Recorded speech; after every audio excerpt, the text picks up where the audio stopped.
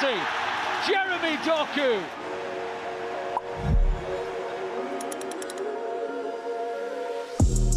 By Henderson, Bernardo Silva, Alvarez, Gundogan, Haaland, opportunity for Foden, Haaland will tap it in, 2-0 to City. Over, headed to the back post, Stones puts it in, and Haaland puts it across the line. It's his hat-trick in just 37 minutes, back-to-back hat-tricks for Erling Haaland. Bernardo Silva. Back and forth, taking on Lodi. Rolling that to Cancelo, takes one touch to control, strikes that right footed and scores for City. Joao Cancelo.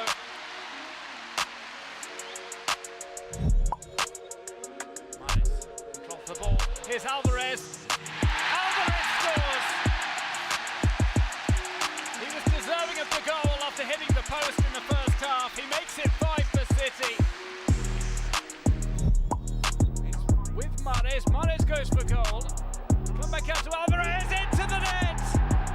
It's his second. As Alvarez goes coast to coast. Following play. Rodri now, lumps it off diagonally, Walker's round the back, lays it off, Foden hits it. That is a quite magnificent goal. They're going to check for a VAR offside, but if it's not, that is a simply sensational goal. Foden, Matheus Nunes, this is terrific. Haaland, what a goal, what a goal. If the first goal was superb, the second might just have edged it. Finds Gundogan into the penalty area, Gundogan to the byline, clips it over, and the header goes in. De Bruyne's header back, Bernardo Silva on the line. City 1, Nottingham Forest 0. Back it goes to Doku. Doku and Grealish on this near side in front of the Colin Bell stand. Doku tiptoes forward, keeps on coming. Doku plays it into De Bruyne. De Bruyne, 2-0. Doku, De Bruyne, back of the net. Haaland right into the path of Doku. Doku now can really attack Forest here. Keeps on going, Doku. Inside, hits the shot. 3-0 City. Jeremy Doku. City 3, Nottingham Forest 0. Jeremy Doku has given the Blues even more breathing space.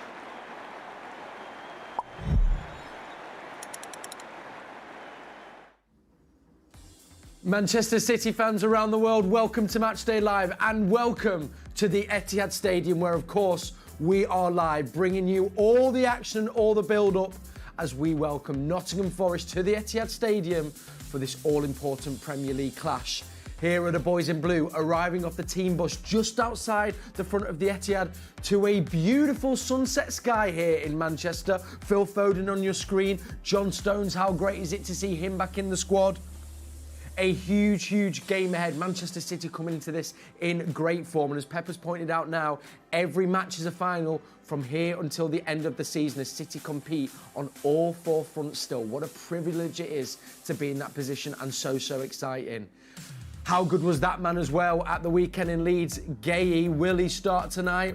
Will that man start? The goal scorer, Antoine Semenyo. Excited to talk about them a little bit later on in the show.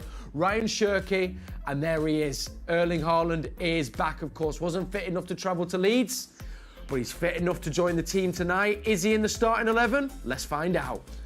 Here we are, as chosen by Pep Guardiola. It is Gigi Donnarumma in goal. Moving into our defence, we have Ruben Diaz, Gueye, Aït-Nouri, and Nunes, at right back. Moving into midfield, it is Rodri, Bernardo, and Shirky, I'm guessing maybe in the middle, or possibly Phil Foden, who comes back into the team alongside Semenyo and Erling Haaland. I'll run you through the bench quickly. Trafford, Reinders, Stones, Ake, Marmoush, Doku, Nico, Savino, and Kusanov. And here we are in our studio, our ever-present home here in the Etihad Stadium. And I'm so excited not only for the game tonight, but so excited to be with my guests. Steph and Paul are with me in the studio. I'm buzzing. Steph, Paul, what a night we have ahead of us. Huge game. How are we feeling, Steph? Excited. I think, of course, this is when it really matters, the results and the performances, and to go off the back of the Leeds game on Saturday with a big win at Ellen Road, it's huge for the club, and you can see that the momentum's picking up now. Off that Leeds game, I'd never been to Ellen Road, Paul. I mean, it was Matchday Live on tour there in Norway. It was Cel Spellman on tour. That was an amazing stadium. The atmosphere, I know people had mentioned it, you don't fully appreciate it till you've had a chance to experience it. Just how impressed and how good was it to grind out that win in the manner in which City did in that stadium? I've played at Ellen Road, and I've played for Leeds at Ellen Road, and I got abused every time I went there for and against them. But it's a tough place to go, and I think the most impressive thing at the minute, Kel, is we're winning games, playing fantastic football, but we're showing a different side to us now, because that was a tough game. Yeah. Under the loss, was it 28 games or something under the lights? Yeah. So to go there and ride the storm the first 20 minutes, which we had to, and then I thought we looked in control second half. Yeah. But showing that we're winning games in many different ways at the minute, and that's why we're up there. That's why we're chasing down Arsenal, and that's why for me we're favourites to win it. Paul? Love that already. Early doors, getting it in there. I like it. Of course, Arsenal are in action tonight as well. They're away at Brighton, so I mean, I'm sure a lot of Manchester City fans will be Brighton fans tonight. I've already texted my pal, who is a Brighton fan. But let's focus on our boys in blue. Before we kind of look at the team just in general, I just said to you both off camera, one player I was itching to start is Phil Foden. How delighted are you to see him to come back into the fold? Yeah, of course. I think we know how talented Phil is and the attributes he brings to this team. In the last few games, he probably hasn't had as many chances as he would have liked. So this is a great opportunity against Forest. I think we know that Forest are struggling down at the bottom of the league and they need points. But I think if they're going to come and block and make it a bit difficult, the likes of Phil and his qualities and his technique can really break down that defence. So I'm really pleased for him, and he loves playing here as well. He loves playing for the club, and hopefully we can see that old Phil back. Yeah.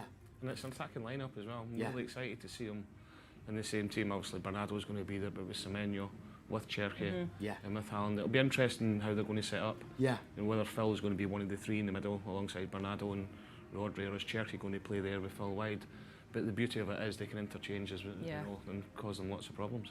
And for that Nottingham Forest defence, I mean, how do you even set up against that? I mean, obviously we're scratching our heads. I'm sure maybe their manager will be doing the same. What could be their approach to try and nullify that threat and the constant rotation that those players give you? I think that they're going to have to keep a decent shape about Yeah. them. I know Vitor, the manager, prefers a back four. It wouldn't surprise me if they went to a 5 tonight and sat in there, because as much as they're struggling down there, they've got likes of Hudson-Odoi, Morgan Gibbs-White, they've got players, Igor Jesus, who causes a lot of problems at the City ground earlier on the season. Yes. They've got players that can cause them problems, but I think let every team come in here, Steph. The talk before they go out is let's keep it tight, let's defend deep, and let's look to it in the break, but it's how long teams can keep that and sustain it for. Is there a thought then, because we know, I mean, it feels there, I kind of look at that team and there's a lot of players there that we know like to keep the ball and are good in tight spaces, and Pep speaks about that a lot. So do we feel that we probably might be in their half, they'll be camped in, and it is going to be the intricate work in those tight spaces a bit? Yeah, I think so. When you look at Forest off last season, they've got the attributes to be that counter-attacking team, to win the ball. You've got quick players up top and then positions that can hurt teams. So I think this is what we normally see when you come to the Etihad, is City with a lot of the ball, and I think it's up to us to make sure that we provide the chances for Haaland, for Semenyo, and we're clinical in them moments, and that was certainly the case against Fulham earlier on in the last few weeks ago, and I think if we can do that quite early, then it just settles everybody, it settles the crowd. But the players that we have, they're unbelievable, and if they do come and they maybe block and they should have a bit of a shape about them, we have attributes that can really create them problems. And look, you look at Foden, look at Cherky especially, they are players that love the ball at the feet and can just do something that we never really expect. And Steph pointed out as well, which I guess is a great asset, is with Phil, Foden, Cherky and Bernardo, they are happy to go and pick the ball up anywhere on the pitch and try and make something happen. I think rotation's key to move them around a bit, because they'll be rigid in how they defend. Yeah. I know we're talking about Cherky and Phil. Bernardo recently has been outstanding. Phenomenal. You know, 1 minute he's picking the ball up off the back four, and the next minute he's on the right wing, the next minute he's Marking Dan Burn. Yeah, I know. But he's been a real leader. He's been incredible. and it's causing a lot of teams problems because look, as solid as you want to be and you can have a good shape, if you've got players that are rotating all the time, it's really, really difficult. I think Forest would be stupid to man mark. Yeah. I really do, because I think we have so many players that are so good on the ball, away from the ball, and I think it just takes one person to switch off, whereas I think if you have that little bit of shape, whether it's a 4 at the back or 5 at the back, I think you can condense the space and it makes it a bit more difficult. So it'll be so interesting to see how they set up, because ultimately they have to try and get points as well. They can't come here and just give up. They have to try and fight and they have to try and get something. So yeah, it should be a good game. It is indeed. I think going back to last season, I think where we really struggled was when we couldn't get Erling in the game. You know, teams are quite comfortable having 2 centre-halves, 3 centre-halves up against Erling, probably thinking that that's it then. Yeah. And we struggle to create. But now, if you've got 2 centre-halves looking after Erling, it's creating space all the time for your Cherkis, for your Fodens, for your Bernardo Silvas. Semenyo, you know, he's been loving it because a lot of the attention is actually on Erling, and it's giving him the space to go down the sides or drop off in pockets and getting his shots off. So we've got so much more about our game now than what we did possibly 6 months ago. Yeah, a lot of versatility and dynamism as well. I wanted to speak to you about Erling actually, Paul, as well, because you've constantly, I mean, I think probably been able to watch some training sessions, see how he's constantly looking to improve, find that extra percent, a different edge to his game. It's been pointed out, particularly in the last few games. I mean, the Newcastle match is on, you know, that's the one that springs to mind because it happened so recently, but his work off the ball and the defensive work and also his hold-up play. There were some touches in that Newcastle game that, you know, if Mahrez had done them, you'd be applauding, you know. Has it surprised you even how it feels like he's almost... I wouldn't say surprised me, because I know he's been working on it. Yeah. I know the last couple of seasons he wasn't necessarily too happy with his all-round play.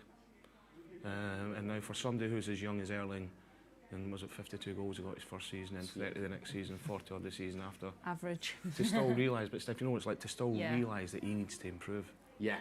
You know, a lot of superstars at that age will think, oh, do you know what, I'm just scoring the goals. But he just wants to get better all the time. His hold-up play is so much better, but it's because he's working on it. Yeah. Because he wants to be better, and he wants to be more of a team player as well.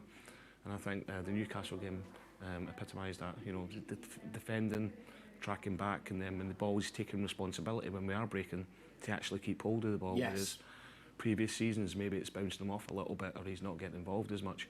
But he's brought a whole new aspect to his game now. And Steph, you'll know, because I think, you know, particularly when you were playing, you were the player, I think, you know, that led by example in every area of the game, whether that's on and off the pitch. The influence and impact that must have. We talk about this is still a squad in transition. We've got, you know, players in their early 20s, players with their first season. What does that do? And it's an obvious question, but when, you know, you likes of Akusanov or Semenyo, they come in and see Erling Haaland doing that, the ripple effect that must have in training sessions and in the dressing room, I can imagine, is huge. It's infectious, if I'm being honest. I think like when you see someone that's at that level, and like Erling Haaland can probably just go, okay, I've made it. Like, I scored this amount of goals per season. I'm at one of the best clubs in the world. I'm going to a World Cup. He can he can rest on his laurels, but I think, like what Paul said, you don't actually realise how young he is, but actually last season was probably a good season in the sense of, okay, like it brings perspective. It wasn't as successful as we all wanted it to be, but he's a leader now in that group, and I think he has that little bit of responsibility to go, actually, I need to try and help my team as much as I possibly can, even though he puts the ball in the back of the net, which is probably the most important job.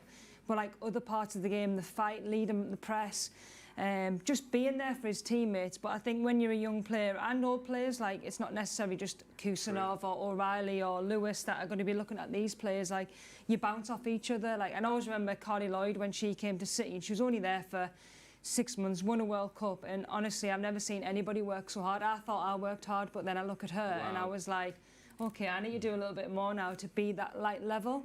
And like it is, you just kind of, when you have people that want it for the right reason, it's not a selfish reason, it is to a point, but it's to help the team ultimately, and you're like, okay, I'm going to go with that, because if not, then I'll get left behind. And you can certainly see that in the team this season. Yeah, it's a great point. I love that it's not just the younger players, it's even the players that have been here years. The other player I wanted to mention, I think, is just slightly come back into the team and quietly gone back to just doing what he was doing before he had the injury. Rodri. And I know it's pointing out the obvious, but you'll know as well, you come back from a big injury, and Pep said as well, it's going to take him till at least the start of next season to be close to where he was at. But I watched that Leeds game, or I watched the game at Newcastle, and without him again, I don't think we'd have got the results that we did, Paul. He's he seems to have really found his stride again a little bit, and it's so imposing on. He does, and every game he's been getting better and better. I mean, I thought the Leeds game he was outstanding. A couple of games before that, but he's been feeling his way back into it, and you need that sometimes, Steph. When you've had a big injury. I think a big plus for him has been Nico O'Reilly. Being in there with him as well. That's a great point. You know, Nico he's been really good at breaking things up, and he's got the legs to get around the pitch, so maybe it's not exposed Rodri as much as what it did earlier on the season when he wasn't quite fit, and it's allowed Rodri to feel his way back into games a little bit more, knowing he's got that security there. Yes.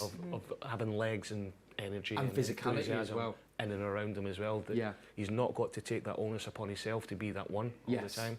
And he's got a bit of help in there, and I think that's helped him. Yeah, and Bernardo Silva buzzing around as well. Consistency of the team as well, it does help when you're kind of getting used to who's around you. I think when he first probably came back in, there was a lot of rotation, because obviously Nico was playing, and then you didn't know who was going to be in midfield, so I think his other side's pretty much picking itself because of the performances, but that ultimately helps you as a player, especially when you come back from injury.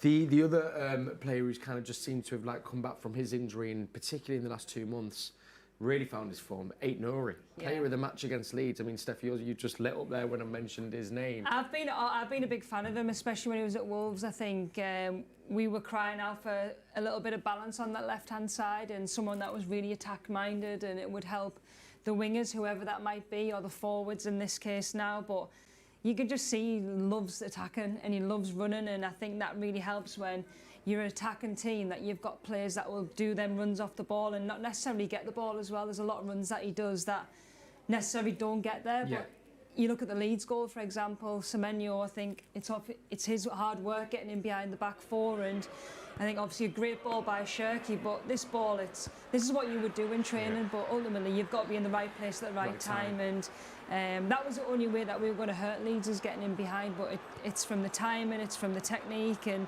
consistently doing that all the time, and also defending. I think I can't really remember the last time he's been beat 1v1. And that helps when you're wanting to keep clean sheets and wanting to win league trophies. So very impressed by him. I think it's the connection he's got with his teammates now as well. By getting regular games. I think Semenyo said after the game, he said as soon as he got it, he knew, he's talking about in training, that he was just going to smash it across. He said, so my job was easy, I just had to make sure it was in there, because he knew what he was going to do. And that's kind of happened quite quickly, those relationships going, and we're going to speak about that a little bit more later on, but off that as well, he almost had to work harder, Aït-Nouri, because the player who he had to knock out of that position was Nico O'Reilly, who was arguably was one of the players of the season so far, in a position that wasn't naturally his. But I guess that shows as well how good Aït-Nouri has been to, get his head down, work hard, and work back into that position. And then Nico's moved into the middle. And it was unfortunate when he came in, because he started okay, then he picked up his injury. And I think people forget, talking about ages, he's a young boy as well, but he's had 4 years experience already in the Premier League, which is invaluable.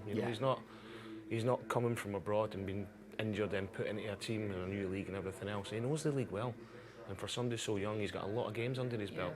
Yeah, and I guess as well, actually just having, and I know you said about balance, a left back who that's his trade. He's come all the way through. I know we've got players that come down to this position, but it does make a bit of a difference if you've played that position your whole career. It just opens the pitch up, because if you have someone that's right-footed on that left-hand side, now naturally they want to come inside and it closes it up, whereas we want to try and make the pitch as big as it can be, and I think it's worked lately. And I think when you come to this club, it does take a while to kind of, I'm saying it, but Semenyo and Gay's come in and off one or two games and literally fitted in straight away. But like the likes of Aït-Nouri and the younger players, it does take a while to get used to the way that Pep wants them to play, and also the pressure as well. You don't realise how much pressure this club can bring, and that expectation to perform every 2-3 days, which is going to be the case over the next few weeks. Yeah, it is indeed. As we know, competing on all four fronts, which is a privilege. As Pep said, we'll be with you every one of those games. Now we're going to head pitchside. Alistair Mann, who's got your commentary as always, is alongside Clive Allen. So we're going to hear his thoughts on our team, and also they're going to bring you the team we're facing today. It's Nottingham Forest. Yeah, welcome to Pitchside, where alongside me is also going to be my co-commentator this evening, the former City striker, Clive Allen. Clive, you're most welcome to the Etihad once again. Look, 6 games, 18 days, 4 different competitions. It's exciting, isn't it? Oh, really exciting, yeah. But it's a place City have been in before many times. So I think with that experience is going to help them. But it is going to be a really intense period and a real test again of the depth and strength of the squad. do you imagine that Pep Guardiola's just thinking about today, or is he kind of plotting for Real Madrid? I know he's got Newcastle in the middle. I think it'll be a bit of both. I think obviously he needs to win the game. He needs to win every Premier League game. I think everybody realises that.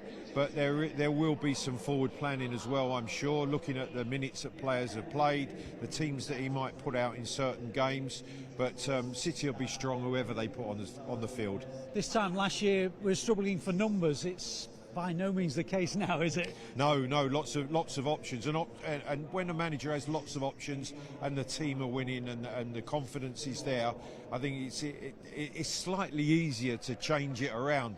Players come in, they know they have to perform, and that's exactly where Pep has them at the moment. How well do you think they're playing at the moment from what you've seen? I think they're playing really well. I think what they're showing is different fundamentals of the game. Fantastic resilience in the previous game when they had to defend, had to really dig in. And I'm sure that's something that the manager would have looked at and been delighted in. OK, well, let's have a look at Nottingham Forest, who we're going to turn to now. They are as follows. Matt Sells is in goal. Nico Williams, Murillo, Ibrahim Sangare, Elliot Anderson, the captain Morgan Gibbs-White, Nicolas Dominguez, Igor Jesus, Jair Cunha, Nikola Milenkovic and Ola Aina. It's funny, when I look at that squad, I think to myself, why are they struggling? Have you got any thoughts? Well, I think some surprise, there's no doubt about that. The way really they've never really got themselves safe this season. I think they've obviously got the distraction of European football as well. But yes, a lot of talented players.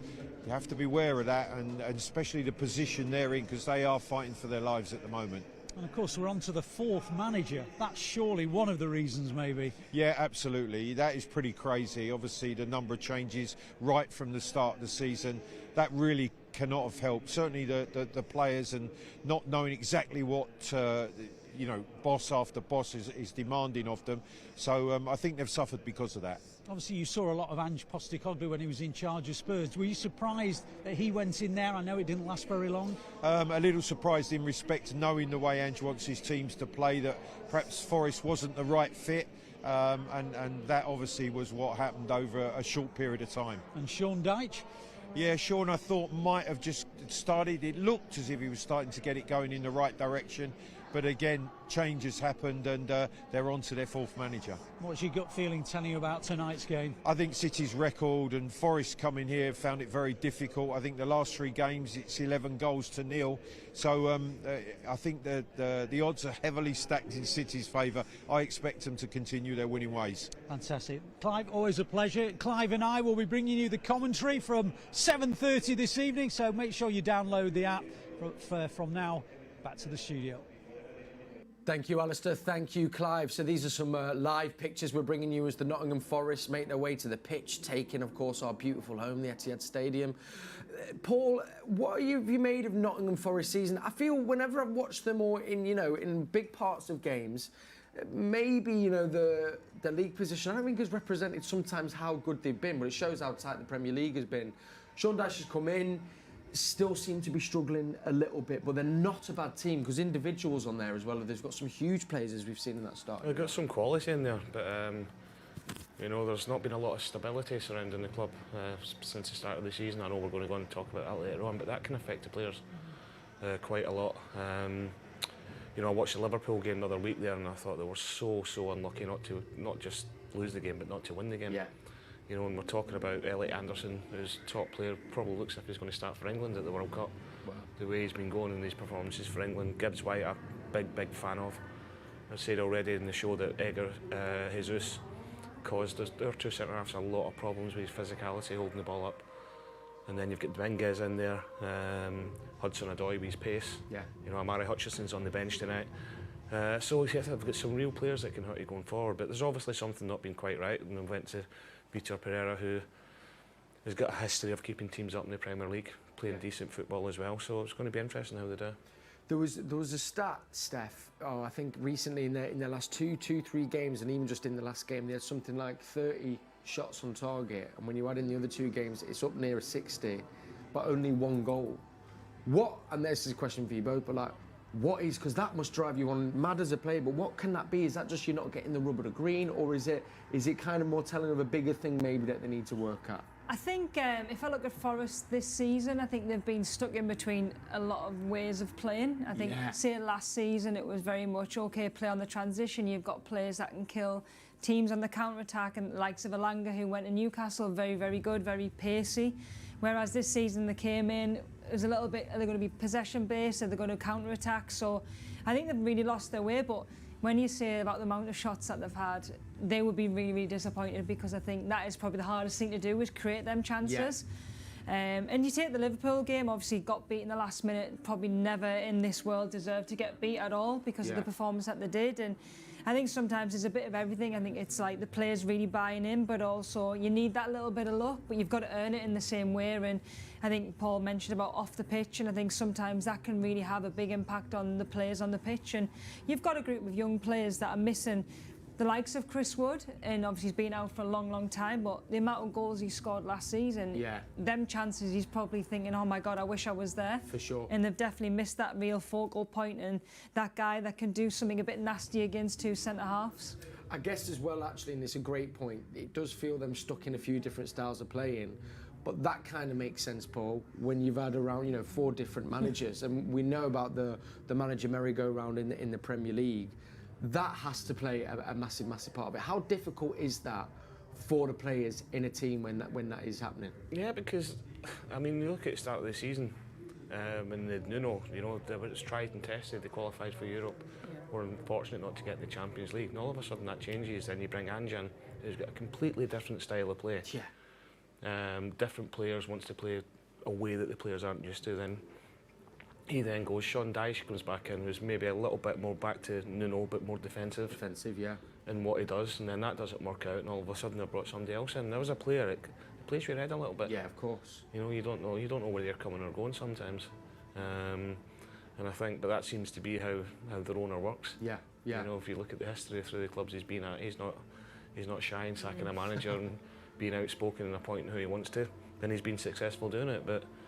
I think from the club, I think from the fans' point of view as well, you've got to feel for them a little bit. They just want a bit of stability in the club, and they would have thought that last season qualifying for Europe, it was about making the next step now, not about going backwards, and they went backwards this season.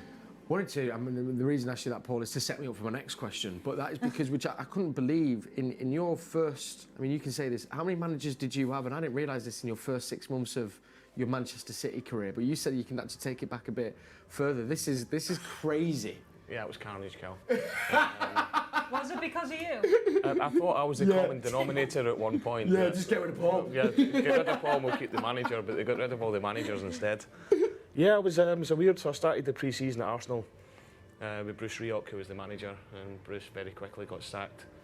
And then Stuart Houston came in, but in the meantime Arsene Wenger had accepted the job.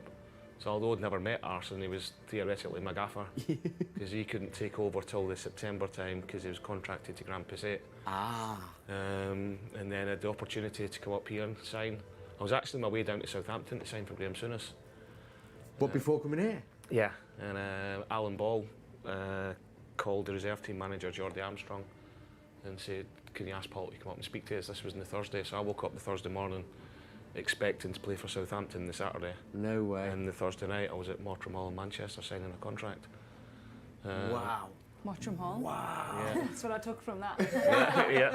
And I always remember one of the big things was, and he was a mentor to me anyway, was Ian Wright. He was delighted I was getting the opportunity to go away and play, and he said one of the questions you've got to ask is about the manager. He said City have just been relegated from the Premier League. What you don't want to be doing is going to a club that's just been relegated and a manager that's under pressure for you to then sign. He said, so make sure you ask that question. So I sat with Alan Ball, God bless him, and Francis Lee at Mottram Hall. One of the questions I said, I need to know, it's a big move for me, I've been at Arsenal 7 years.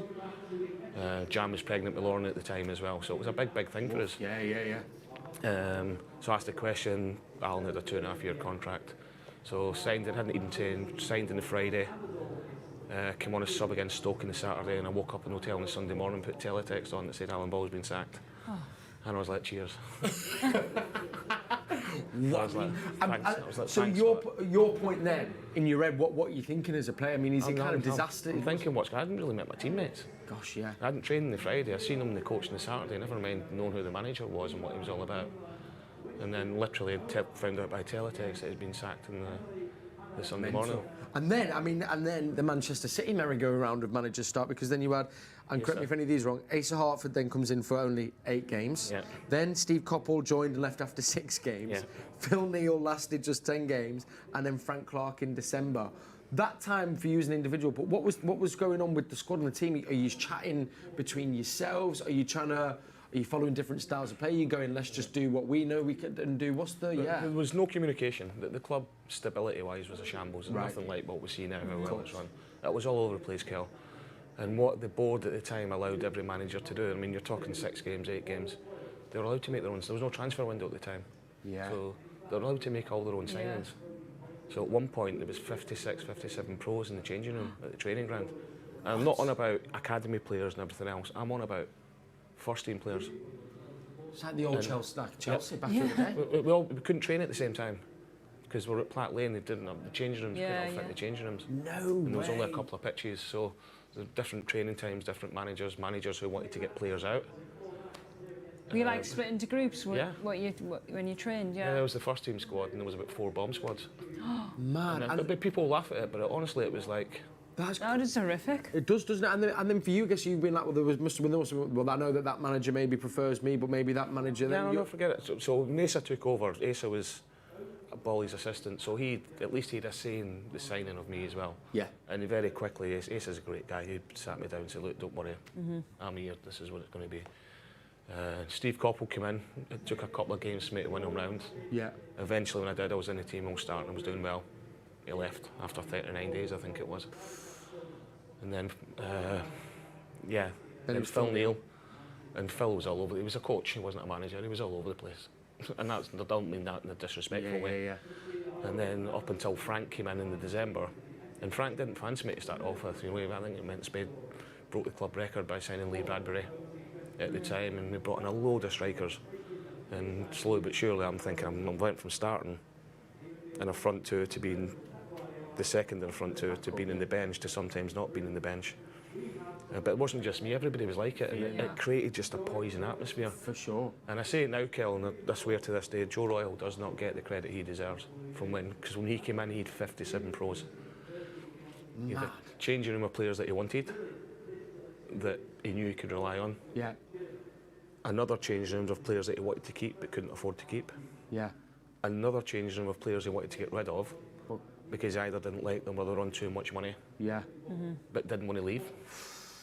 And how he managed that whole situation to eventually build a team a season later that had just been relegated to get back-to-back promotions back to the Premier League was incredible. Yeah, mad. And that's where you can appreciate, and you the listen. Man management side of it was unbelievable. Huge, but also getting the consistency of one voice, one vision, and someone who you can all buy into. I guess it's not just at Forest side, but this is what we've seen a lot through the Sorry, go back. We're talking about training at Platt Lane sometimes, and one of the coaches or somebody that was working at the desk to say, no, you're not until 2 o'clock today. No, training's at 10. So you'd either have to go home, to come back again, or just hang around and wait till it was your turn to go and But train. then for you as players, are you not then? I mean, at one point, are you thinking, "Gosh, what am I doing here? Maybe I want to jump ship," or there must be all sorts that go through. There's all sorts going on. You think you need to get out, but then there's a part of you that you're like, do you know what? I'm just going to stick it out here. Yeah. You know, just get my head down, work hard, keep my mouth shut, go and with a smile on my face every single day and see where it takes you. Yeah. And look where it did. So, but I did, as I said, I came to the December and I was like, I must be the common denominator here. These managers came in after a few games and we can't handle him. No, gosh, I mean, Paul, if you had gone, I don't think we'd be sitting here today. I know that for sure. I mean, Steph, though, you can. That's where again I bring back to the Premier League, and it's no wonder that the teams that seem to be doing all right, or at least have got a solid foundation, are teams that have stuck with managers even when the going has got tough. One I always think of is Emery. I mean, I remember it was only 18 months ago there was uproar and Villa fans weren't thinking he's the one, but they persisted with him, and now look at what they're getting. They potentially could be playing in Europe next year. Yeah, like even Everton with David Moyes, they went back to what they knew, and he's turned them from being in and around the bottom 3 to being potentially in Europe. But I think players always strive for consistency, and players always just strive to know where they are in that position in the squad, and I think that was very big. From my experience, that the more that players had clarity, the more they could perform. Yeah. And of course, when you're in a club, you want to know which direction they're going to go, which formation, which way you're going to play, because ultimately you want to see yourself in that way. And there's nothing worse when a new manager come in, like for players that have potentially played a lot of games, it's like, oh my God, I hope they're going to like us. Yes, yeah. Whereas for players that haven't played, they're like, oh my God, I've got another chance. And you can see it from both sides. But I think for me, the teams that have stuck with what they know and the managers that can get the best out of the players, they're the ones that are doing well so far this season. And it plays with your head. Of course it does. And we've all, as players, we've all had big egos. And when you're in that change room environment, you don't want to let your guard down. No. So when people are saying, oh, that club's a shambles, that's a joke, and laughing and joking about it, and you get involved, but then you go home and you think, oh gosh, what's going on? Yeah. And it literally plays with your head, which affects performances, and that's why, not saying I feel sorry, well, for the Forest players, but people say they paid good money, it's the best job in the world. It's tough at times. Of course, but you live and breathe it as well, Cal. I think like even though you get paid good money, whatever, these are talented boys, but they want to win as well. Like, and also it's World Cup year. Yeah. People want to impress. They want to play well, and if you're in a team that's not performing well, then you're not going to get the likes of Thomas Tuchel potentially looking at you, because he's looking at, say, for example, a Phil Foden or a Cole Palmer or a Morgan Rogers who's done well this season. So I think there's so many different factors, and it's basically the players that can cope with all them things together and then go and perform on the day. Deliver on the pitch, But we do, I think, forget that sometimes as fans they are human, and of course it is going to take a toll mentally, emotionally, and physically. I was like a bad smell, Kel. They couldn't get rid of it. Lingering around. I was always. Do you find a point? Still am. No, you're a good smell. I wanted to ask you what you say about the managers, and I think I'll use City as a reference point. It is obviously sticking to the manager, but you know as well what City have built here is a foundation of what they expect from their managers and players. So they're going to bring in a manager who kind of will put their own spin on it, but I guess as well it's building a structure and an ethos, and I guess the way, how do we want to play, how we go about it, that then players can buy into as well. So regardless then of players coming or managers going, you're hopefully going to stay as consistent as City has been, whether that's through, Mancini, Pellegrini, Pep Guardiola. Calhoun said that the other day. He said, we won before Pep and we'll win after Pep, but that's because of what's been built around it. The foundations that are there with it. Yeah, it's huge. We wanted to quickly bring you this. We just spotted it in the tunnel before the keepers have gone to warm up, but a familiar face returning to the Etihad Stadium. Stefan Ortega, of course, made the move over to Forest in January. He's saying hello to his former teammates, literally only from a couple of months ago. He is injured tonight, which is why he's not on the pitch or on the bench. Another man as well, James McAtee, coming back to City. Steph, it must be nice coming back to your... Obviously, you want to kind of prove yourself. I'm sure he'll be gutted that he's not on the pitch to show what he can do, but a lovely, familiar return for Ortega. Yeah, and I think he's obviously made a big impression on the squad when he was here. He obviously made that famous save against Tottenham, which was outstanding, and I think when you've been at a club and you've kind of represented yourself really, really well, this club never really ever forgets. And of course, when you have your own old teammates there, you want to see them. And I think he left on really good terms. He wants to go and play football. And I think that's what I like about this club. They will let them go and do what they need to do, but also at the same time, they'll welcome you back with open arms. Well, I'm not saying this, from a biased point of view, but I can't think of many clubs where you'd get pictures like that. And do you know, or maybe you would, Paul. I don't know. I don't really see not many specifically getting... with a goalkeeper coach, because obviously he probably makes a big influence on. In this throughout the season, I was lucky enough to go to Shenzhen. Nat's been in South Korea. Last weekend, she was in Oslo in Norway, and it was an amazing weekend. She had Nadem and Sean with them, of course, as well. We've got a stronger Norwegian content. I was also on tour. I was live on Leeds at Ellen Road with Michael Brown.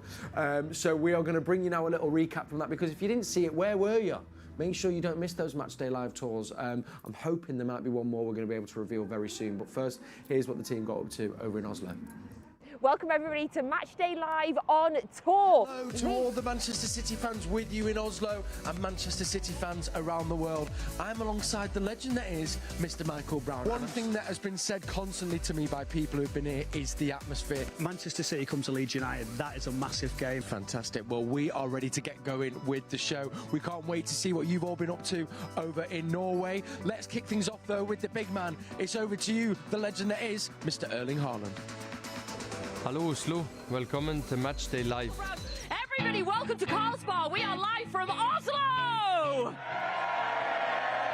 But now it is time to give you, of course, the all-important team news for today's game. I've loved Sean Wright-Phillips and Nader Manua, seeing what they've been getting up to. We've got more of that to come. I also know that Sean in particular doesn't like the cold. Look at where you're aiming. Oh, whoa. Okay. Hi Nader, hope you're enjoying your time in Norway, and today you're going to try curling. Hope you succeed with that. I'm just running. Sweep. Right, do something. Ricey, do something. And then release. Okay. Yeah, good one. Really good one. He's in there. It's on the pin, man. Woo-hoo-hoo! It's a dart. Sweet! Sweet! Sweet! You could give the title to Man United. Firstly, I never think about Man United unless you pay me to. That's the first thing. So I wasn't thinking about them in that moment. Jan, thank you so much for joining us today. Absolute pleasure to have you on the show and be with you here at Ellen Road. What are your thoughts on the game today? Feels like a huge fixture. Yeah, I went here when Arsenal were here, and we were thinking, well, maybe they can leave something here, and then they had an unbelievable statement win here. And you feel the same thing today with Manchester City. I think we have to be honest, they have to win tonight. Hi Sean, hope you're enjoying your time in Norway. Today you're going to be having a go at the luge. Woohoo! Woohoo! He's gone!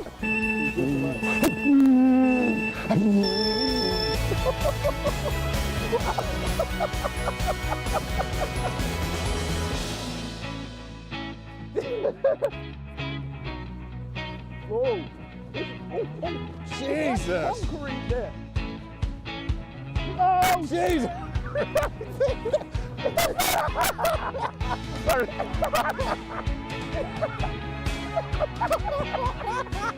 Jeez, that's your fault! Now I'm delighted because I've almost found a little bit of Norway here in Ellen Road. I'm joined by some of our Norwegian Manchester City fans. Gentlemen, come on, so great to be here. Come on! My father is watching in Norway. Yeah, okay. He's there. Oh, wow. So I want to say hi, Dad. Let's go. Which club did Erling Haaland make his professional debut? Congratulations to Tina. Got all 5 questions right. Bonus points for doing it fast. The atmosphere is building, and behind me, our Manchester City boys in blue have just finished warming up. Yeah! Scaredy Welcome cat. to pitch side, mate. You've got to breathe You've it. got to be aware, right? Open your body up to play like this, right? Open your body up, shift it across. We've got a special guest, look at this. Right on cue. Please Look at this. welcome. It's an absolute pleasure to welcome Alfie Haaland onto the show. Please, in the middle. It's a special place, obviously, for me and to Michael also, but hopefully we can get the 3 points. It's a pity that Erling's not playing, but I think that the guys can do the job today. Thank you very much, and thank you so much to everybody here in Carl's Bar in Oslo. We'll be back live at half-time and full-time. Over now to Ellen Road, to Alistair Mann and to Michael Brown. Full-time at Ellen Road. And you know what that means behind us? Manchester City have won. It's finished Manchester City 1, Leeds 0. The fans are in fire, boys.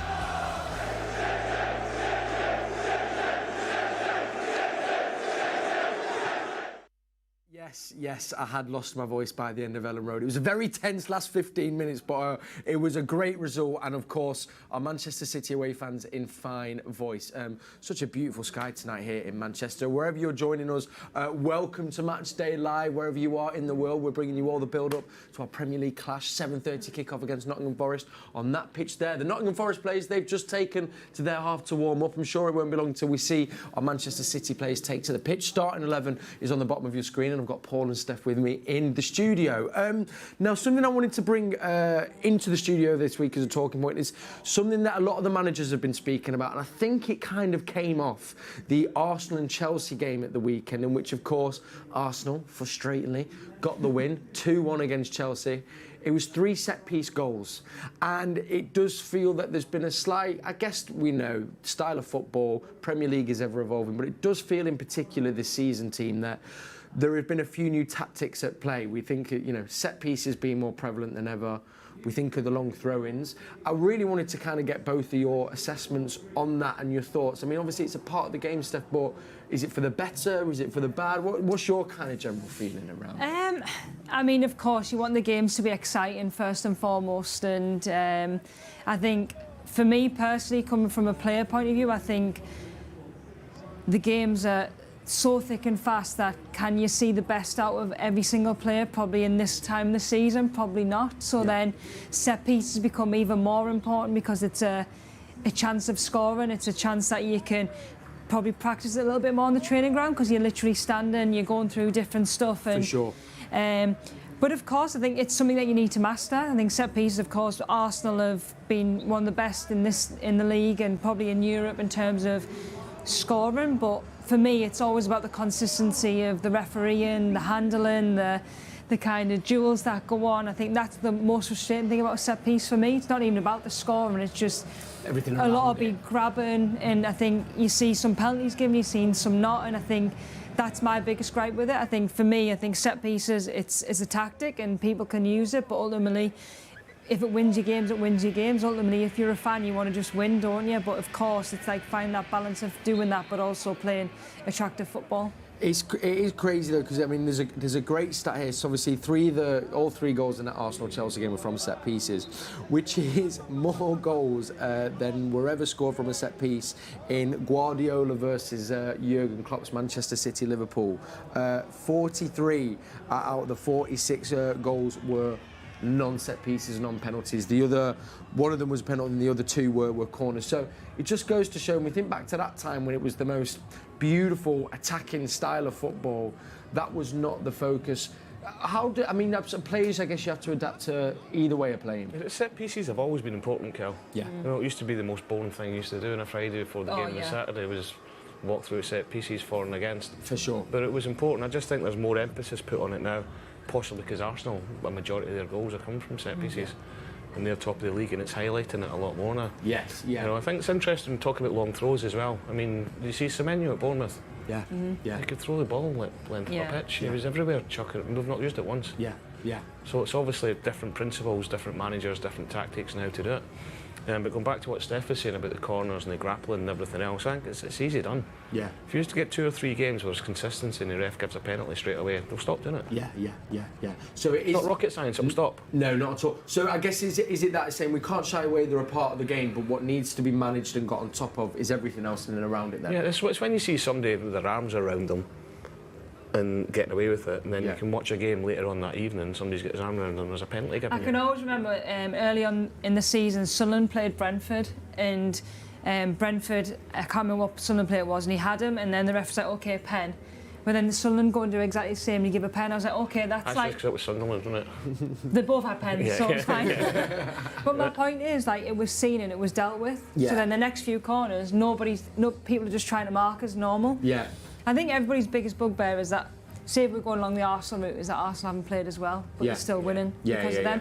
But also, you look at the profile of players, and as a manager, you'd be thinking, well, why not? Yes. I've got the best header in terms of a centre-half from Gabriel attacking corners. Yeah.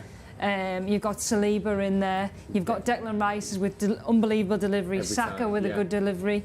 And like we employ that a little bit the same as here with the Haaland and the likes of Diaz, or when Stones is playing, O'Reilly, do you know what I mean? And why not? It's just a different way of winning, but I do get it from a fan's point of view. We want to see that attacking football. You want to see excitement, and maybe the last few weeks we've probably missed that a little bit. I think, and also it's the time wasting for me, and that's one thing I've really picked up on a little bit. And I think more so with the long throw-ins, people don't realise. You see the countdown from a goal kick, like a goal kick. The Bright manager called Arsenal out for it the other day. Did he? But you see, he comes to the ground and then takes the long throw, and it can be sometimes 15-20 seconds it's taking him to take the throw, even later to the game. I think that's another thing, because then you're slowing the game down, and we're trying to find ways to keep the ball on the pitch more and gain time for longer, yet that seems to go against it. I wondered, for both your opinions, which one do you prefer? Is it, I mean, I know for me, I will always align myself with Pep and the beautiful football. Absolutely. And look, set pieces and Steph will tell you, it's your designated job to go and attack the ball. Yeah. Now I think people are getting designated jobs to stop people attacking the ball. Yes, yeah. Even when it's your attacking corner, to take people out, basically. Yeah, so you know, true. 9 times out of 10, you have your 4 or 5 best headers of the ball. You might get a little block on, get delivery right. I mean, I was always in the goalkeeper because I was never going to win a header, just to be, that was my job. Yeah. In there, and you left the lads who wanted to head it and they wanted to attack to go and do it. But it's as if they're getting jobs now to not even attack the ball, just to be in there to stop other people doing it. Yeah, there was a stat as well, and I just wanted to ask this in regards to the title race. This was 2-3 game weeks ago when you know when Wolves got the result against Arsenal. Yeah. And there was a stat there that was brought up is that Manchester City had scored at that point. It was either 13 or 14 more goals than Arsenal from outfield play. Now, does that bode well for us in the title running? Because I hear that and go, well, we've obviously got no problems with doing it. If Arsenal aren't getting the set pieces, and they have been, and they've been, you know, doing well with them, but I did read that as a stat and go, that's surely a bit positive for us in this title running because we're doing it from out of play and Arsenal are struggling to. Yeah, of course, because then you're probably only relying on maybe 6 or 7 corners to go and score, whereas the majority possession that City have, you're having 60-70% possession, you've got more chance of scoring. So I think the position that we're in terms of form, points, whatever we're doing, that resilience, especially at Leeds when physically it was a tough game. I think we've experienced everything over the last few weeks, and no matter what, it's about the points, but ultimately when you're playing well and you've got forwards that are in form and you've got like Semenyo that loves the back of the net at the moment, you want to just give them the chances that they can get in open play and do what they're paid to do, which is to go and score and to make everybody happy in the Etihad. Yeah, which they have been doing, particularly in this recent run of form. Steph, it's like you read the script because I'm going to bring us to my next talking point now for the show, which is good you segue mentioned that. Well, lovely. It's almost like we've been made to do this together. See, this is why I was excited. But looking then at a slightly different style of play from Manchester City's point of view, which is grinding out wins. Now, this is a brilliant stat. 39% of Manchester City's Premier League wins this season have been won by 1 goal, obviously, with the Leeds game, with the Newcastle game. And people have been looking at it recently, but I hark this back to the game at the Emirates when it was the first time. Do you remember when Pep moved and brought on, I think it was Nathan Ake, went to the back five? We'd never seen that, and that is something now that I think he did it again at Leeds.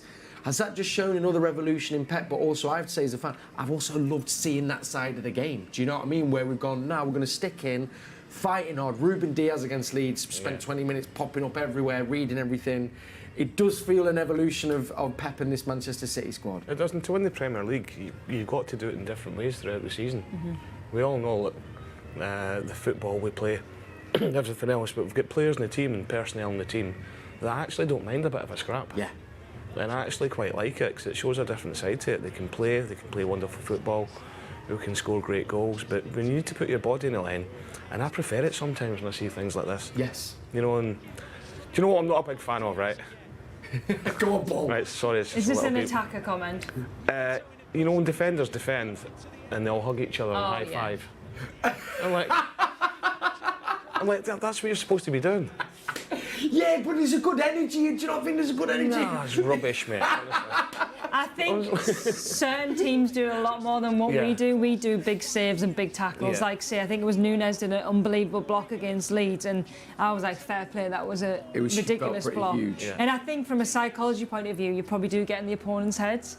But I think with this City team and all the trophies that we won over the last few years, like, you never go through a game where you're just cruising. No. And obviously the competition is it's harder. Yeah. So then 1-goal victories is better than not winning it all. Completely. And I think we've found a different way. It's a new team. We're transitioning for the next few years. And like the likes of Diaz, he knows what that feels like. God, when we watched Champions League, when we won it, like the last 20 minutes, we were just hanging on. But nobody cares. Nobody really remembers that because we brought home the trophy. For sure.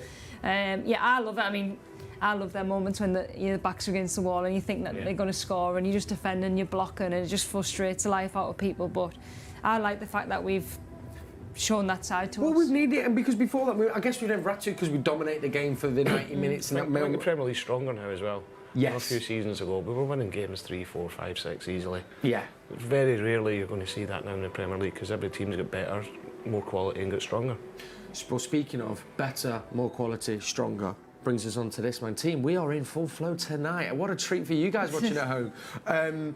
Mark Gay, is the first player I want to talk about, because I want to talk about the impact of our 2 January signings. And Steph, you said off camera, if we do go on to win the league, you've got to say probably the best transfer business of the season. Yeah. How good has this man been? Not, I mean, previously, but also since coming into the team. He's been immense, if I'm being honest. I think to come to a new club, a different way of playing, and you realise he's only 25. He's come from Crystal Palace. He's an England international, and I love watching him play. I think he's so smart, he's intelligent, but the things that you need doing at that right moment, he can do. And both-footed in terms of with the ball, he's very capable, but in terms of sensing danger and just being there in the right place at the right time, he's outstanding. I think as well, we speak about that leadership role. He's definitely got that, and to come into the back line, and there's a celebration ball. Poor big. That deserved that one against Wolves. We'll take that. But yeah. Keeper was saving it. You know what? Nothing said about the strikers that do 20 million celebrations in one goal. What? That wins you the game, though, doesn't it? Sometimes. He's pretty ominous, though, and this is a question. This is around them both before we then start looking at Semenyo. But I was chatting to one of the members of the first team staff, and he was saying, I think even the staff were a little bit taken aback at just how well they've slotted into the team, Paul. I mean, I'm guessing that you'd be surprised, but what is that? Is that their intelligence? Is that the environment we've created, or is that, is it their talent? And I think it's all of the above. Yeah. I genuinely do. They're obviously, first and foremost, really, really good people, which Pep's massive on. They've both got 3-4 years of Premier League experience at top level. He's been captain at Palace since he's been 21, 22. Yeah, forget that. You know, he's played for England even when he was at Palace. Before he came to us, he would have started in the World Cup in the summer. But he's exceeded my expectations of how good he is. 'Cause I watched him at Palace and I wondered if he could take that next step up.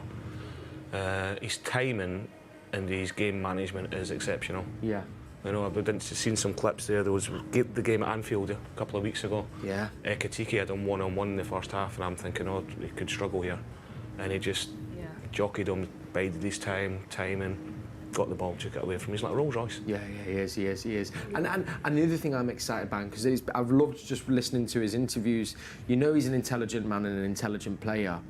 But we're only at the start, I guess, of his growth as a Manchester City centre-half under Pep, because he said and I think it was Scott Carson said this to me, actually. He said the amount of information that he is about to receive and be given, not just in his first week, but from now until the end of the season, is going to blow his mind. And that's exciting, because also you can see, though, the twinkle in his eye about, like, he's excited to learn this, because he's like, my whole game is about to change even more. That's the appetite, and I think you see from both him and Semenyo that they know that this is a place that's going to improve them, not because of just the manager, but the players around them and the environment that we've created. And I think it's very well known that when you go and work under Pep Guardiola, it's like you learn football all over again. Yeah. And the amount of players that have come and said that, it's crazy. And I think you've just got to absorb as much information as you can from him, because he's the best in the world. And I think where Gay is in his career, in terms of he's at that right age where he's going to be coming into his prime years as a centre-half, and obviously big things with England hopefully in the summer, but also that little bit of a leadership role that he's already done at Palace. Yes. This is a different kind of kettle of fish in terms of you're at a club that's expected to win 4 trophies every single year, and can you go and perform? And he's certainly done that over the last few games, and he's improving every game, and you can see that is, especially without the ball, I think he's improved a lot in terms of just even like dropping off, giving himself a little bit more space, trying to drag forwards out so that other players have space. It's people probably think it's quite natural. It's actually not. It's really well thought out of, and even like the pedalling backwards. I think people think, why are you going backwards? But actually, it gives the opposition a decision to make, and ultimately, he's a world-class centre-half. He is indeed. There was also that. He's not got a bad person coaching on there either. No, as yet in the legend that is Cola. He really was. World-class defender. There was a tiny little moment as well. I think it was after that game, after the second goal in Liverpool. A lot of people missed it, but it was him that was telling everyone.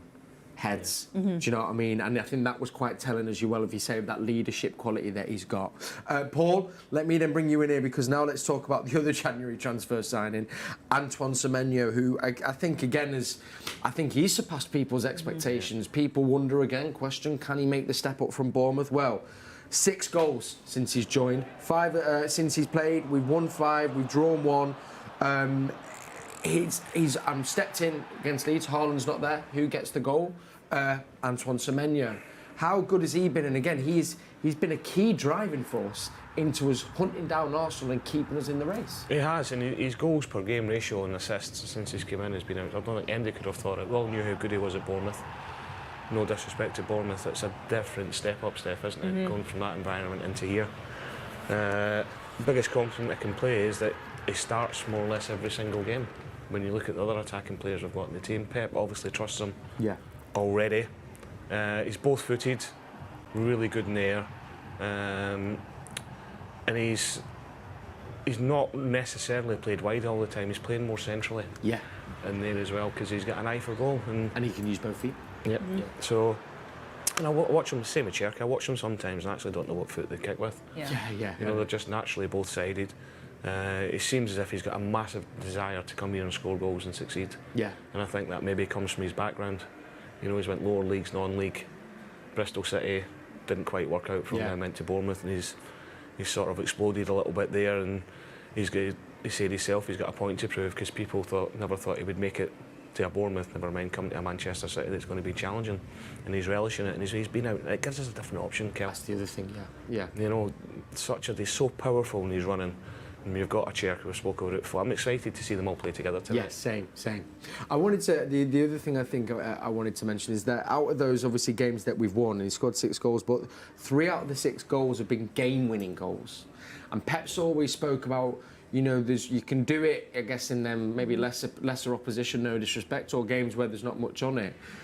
But, you know, when you're hunting down a title or an Arsenal, which he's never done, and then you're stepping up with the game-winning goals, does that also show there's just almost, he has got that elite mentality where those big players do it in the big moments? Yeah, definitely, and I think he finds himself in goal-scoring areas. I mean, Paul will know that more than me, but I think, you know, when Sterling had his really, really good season, a lot of his goals were just arriving in the box, in the 6-yard box, and you can see that a little bit with Semenyo. I think he's so dynamic, he's so clever at reading the game. Obviously, when he's linking up with Haaland, he's trying to look for them second balls if it's a knockdown, and just being in the right place at the right time. And he does really provide us with something a little bit different. I think we probably predicted he'd be out wide, but that central role allows him to use his athleticism, speed, his know-how to know when to run, and ultimately score the goals he wants. And I'm sure he'll be happy with all the tap-ins that he's got, but the massive goals. And I think when you do score them goals, you become even more important in the squad. And it gives you even more confidence.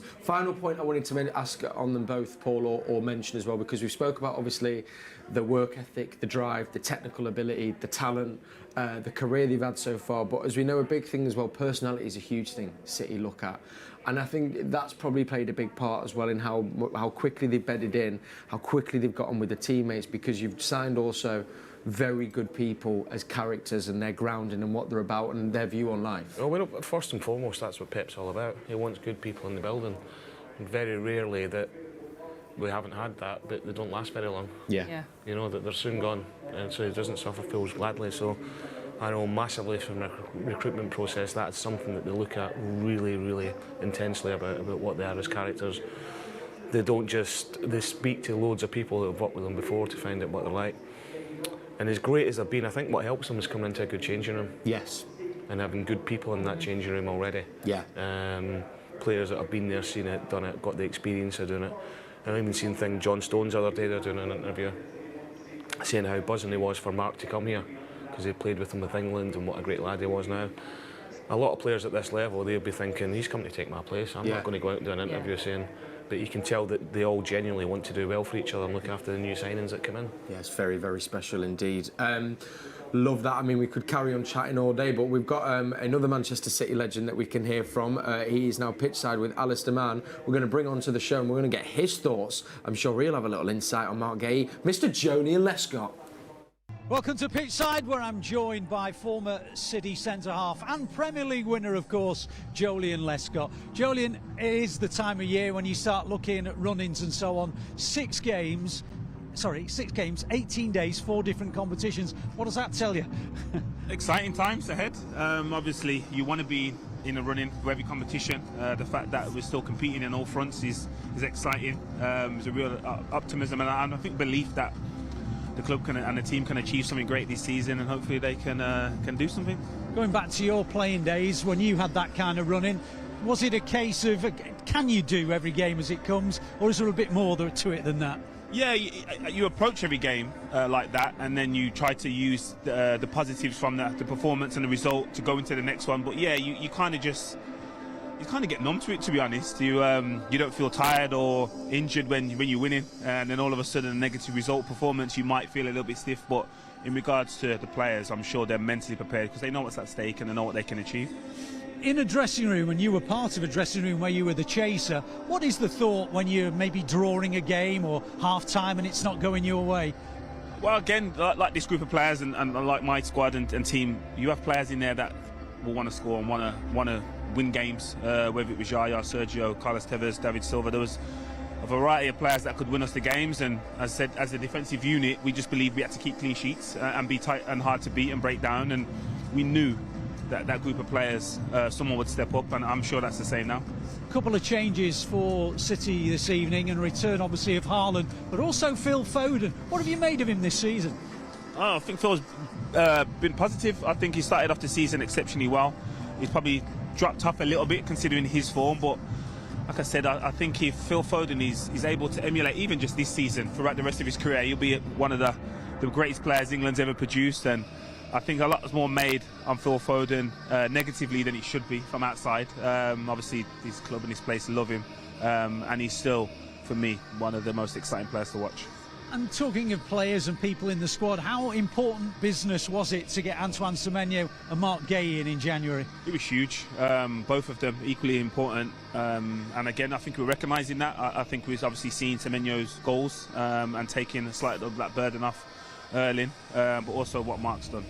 It's not a coincidence that 8 Norway's played the most consecutive games since he joined the club, that Mark's in the team, and I see him as, and I'm sure the manager sees it as, a signing that just was able to just fit in so seamlessly, and probably everyone's best centre-half partner. Of course, we've got a Newcastle FA Cup game, and then of course Real Madrid. When you saw the draw, what did you make of it? Oh, I was frustrated, to be fair. I want to avoid Real Madrid, but I'm glad that it's the Bernabeu first. That place is obviously daunting for obvious reasons in the Champions League, but having watched them recently, they're not the same team. They can have the same performances and results because it's Real Madrid, but in regards to looking at their team, they'll be fearing this group of players and the way they're playing, similar to what they did in December. So I'm sure with 2 wins and hopefully positive performances, Pep and the team will go there with full confidence. Let's get back to tonight. Nottingham Forest, I look at their squad and I think to myself, they're a top 6, top 7 team. What do you think's gone wrong for them? Changes, managerial changes. Obviously, it's not all of them probably warranted by the players throughout the season. Some of them, yes. But I think, having seen them recently, especially in Fenerbahce, they're playing with a lot more freedom since Pereira's took over. So I'm anxious of what Forest is going to turn up. They've always been a difficult game, especially away from home. But I'm hoping that the confidence and the belief that we got from Saturday's performance, not just the result, is going to bode well for tonight. So your gut feeling tells you what? 3-1. 3-1. Yeah. Brilliant. Joleon, always a pleasure. I'll leave you to TNT duty. Now let's go back to the studio. Listen, the privilege to be in March, that always I believe in here winter time finish, especially winter time in February. February is over. So March starts to be at 5 p.m., 6 p.m. is not dark. It's still a little bit light, you know? And we are in the competitions, so a dream. Again. Except last season, like we fought until qualified Champions League and FA Cup final, and Champions League we're out, and Carabao Cup we're out, so we are there. So how privileged. Just start to, okay, knowing that 10 games left, finally next Saturday against Newcastle, the 2 games against Madrid is, you win, you will continue, you don't win, holidays, so in that competition. So it's good to be here, prepared again for tomorrow. It's only I'm concerned about that.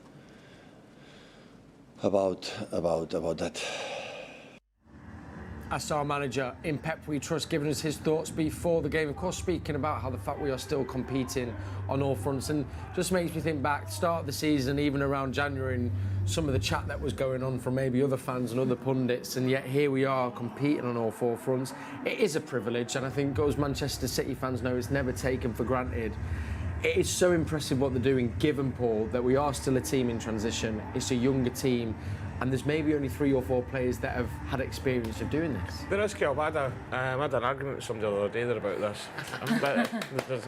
I made the point that they were saying like Arsenal's got nobody really that's won the Premier League, that it's not the same City that it was 2 or 3 years. It's not. But if you go through the changing room, you look at Donnarumma, Champions League winner, serial winner. Yeah. But then you've got Ruben, you've got Nathan, you've got Rodri, you've got John Stones, all in the changing room. You've got Bernardo Silva, you've got Erling Haaland, you've got Phil Foden. Yeah. You've got Kovacic, who's won the Champions League 4 times. Yeah. You've got Guardiola to come back, who's won it.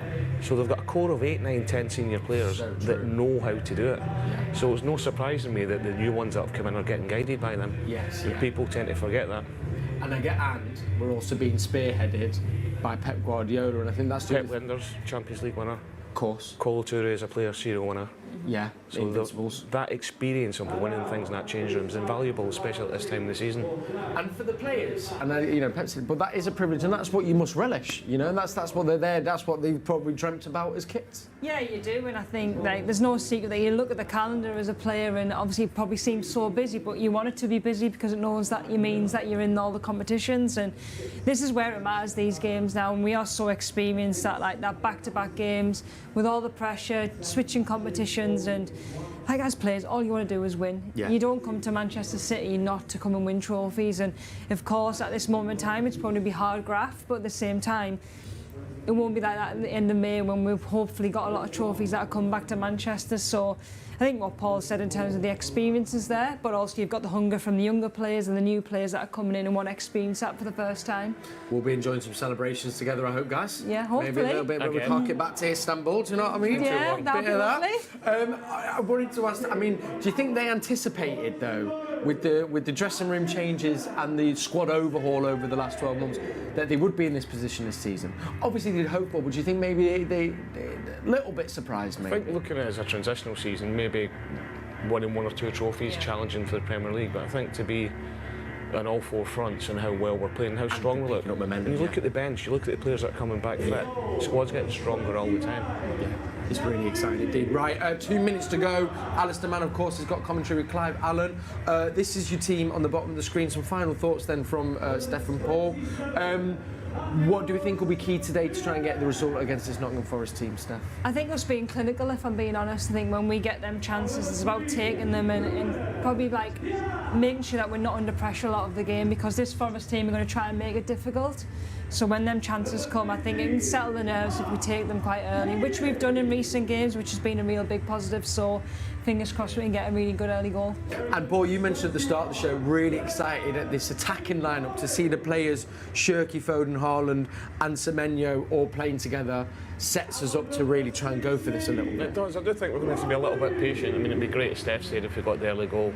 And we're going to create chances, so Steph's right, we've got to be clinical, but I think a bit of patience as well, because they're going to be difficult to break down, and just wait for your chance. And Nottingham Forest as well, they're going to be no slouches. They've got great individual talent, so we have to be wary of that as well, Steph. Yeah, we do, and I think when you have a lot of the ball, sometimes it's a bit easy to switch off in case the ball transitions over, but I think we have good players that can get in and around the likes of Morgan Gibbs-White. He's going to be a real threat for Nottingham Forest. It pretty much normally goes through him or Anderson, so if we can get in around them players and stop them playing, I think it gives us half a chance. Fantastic. Well, team, that is nearly it from us in the studio. Remember, we'll be back at half-time and full-time. Thanks for joining us. Get ready for the game. Before you go, though, quick predictions from my guests. So, Paul, I'll come to you first, sir. I'm going to go a comfortable 3-0. Lovely stuff. A certain Mr. Foden back in the score sheet. That's what I like to hear. And Steph? 2-0. 2-0. Clean sheet as well, all round. Fantastic. Well, love the show. We'll be back at half-time. The boys are in the tunnel, so let's hand over to Alistair Mann. Last thing for me to say, as always, come on, City.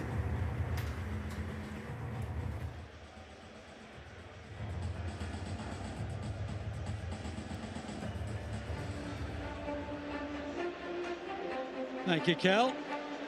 The players in the tunnel just going through their usual pre-match hyping up, I suppose you'd call it, geeing each other up, bonding with each other, just generally going through their pre-match routine.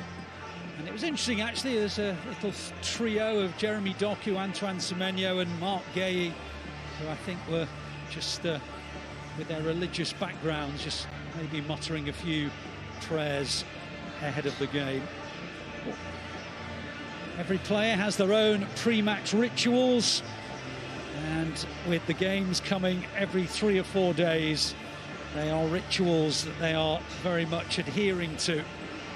There's nothing like being comfortable with everything that you do before a key fixture. Same, of course, applies to the visitors at a very different end of the table, perhaps, but lots of terrific pros as you look down their lineup. The likes of Morgan Gibbs-White, Elliot Anderson, quality in midfield. But they are at the wrong end of the table as far as they're concerned. Good crowd inside the Etihad Stadium for a 7:30 UK kickoff time. And it's a great rarity today, City and Arsenal kicking off at exactly the same time on exactly the same day.